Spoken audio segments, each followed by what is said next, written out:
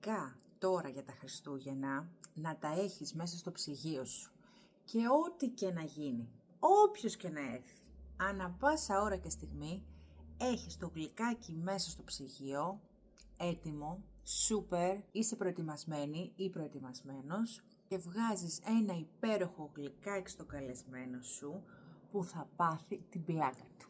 Είναι τρουφάκια, σούπερ τρουφάκια, με 4 μόνο υλικά, είναι πανεύκολα, πάμε να σου τα δείξω και είμαι σίγουρη ότι θα ξετρελαθείς. Τα υλικά που θα χρησιμοποιήσουμε για την βάση για τα τρουφάκια είναι 3. Ζαχαρούχο, βουτυράκι και κακάο. Παίρνω ένα κατσαρολάκι, ανοίγω σε μέτρια φωτιά, ρίχνω το βουτυράκι πρώτα, στη συνέχεια ρίχνω το ζαχαρούχο, ανακατεύω, μόλις διαλυθεί το βουτυράκι ρίχνουμε και το κακάο. Το κακάο δεν θα το ρίξω κατευθείαν, θα το κοσκινήσω. Ανακατεύω τώρα πάρα πολύ καλά. Ανακατεύω συνεχώς μέχρι να το φέρω στην μορφή που θέλω. Το βλέπεις?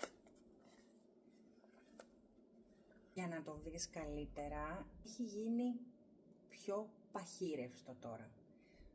Τώρα είναι έτοιμο.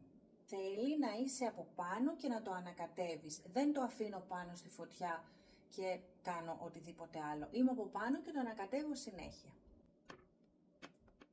Αφήνω για λιγάκι να κρυώσει και μετά το βάζω ψυγείο. Αφού το έχουμε βάλει ψυγείο, τώρα το έχω βγάλει, έχει κρυώσει, είναι έτοιμο. Βάζω σε ένα μικρό μπολάκι την τρούφα μου.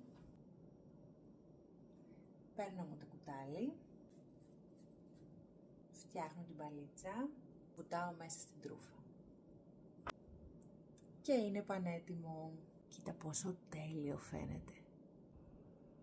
Αφού πλάσω όλα μου τα τρουφάκια, τα ξαναβάζω ψυγείο και πάμε αύριο το πρωί για δοκιμή. Αφού πέρασε ένα ολόκληρο 24ωρο, εγώ συνειδητοποίησα ότι δεν έχουμε δοκιμάσει τα τρουφάκια. Κοίτα τι ωραίο. Κοίτα πώς είναι μέσα. Είναι μπουκιά και παράδεισος. Δοκίμασέ τα και θα με θυμηθείς. Bye!